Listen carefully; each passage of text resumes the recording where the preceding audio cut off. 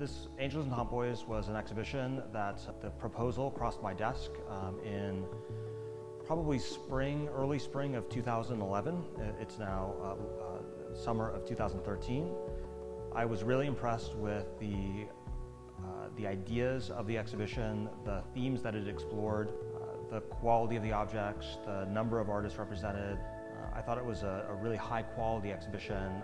It was organized by a curator who has a very strong track record of doing great exhibitions, named Holly Connor. Each one of these objects comes from a different museum. So there are probably 20 or 30 different museums represented in these three rooms right now.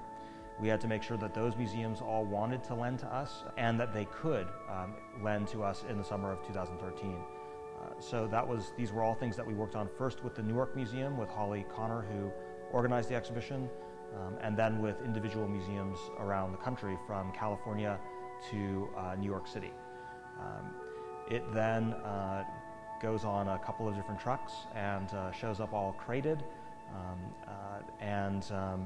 we then have a number of representatives from various museums on hand when we open all of the crates. They check their works for any damage that they've sustained in transit. Hopefully there's none. Once that's over, then everything's kind of on the walls and up. So that's the kind of overall of how one gets an exhibition like this physically here.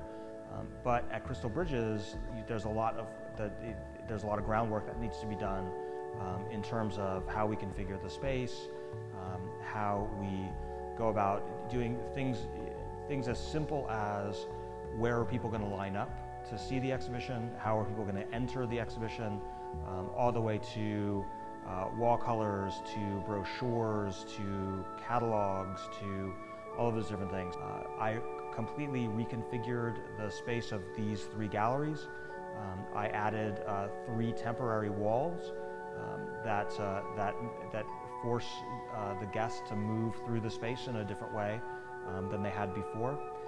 I also try to separate thematic content through changes in wall color, and wanted to kind of take the guests on a sort of a journey through through 19th century girlhood, from about 1820 up through the end of the 19th century.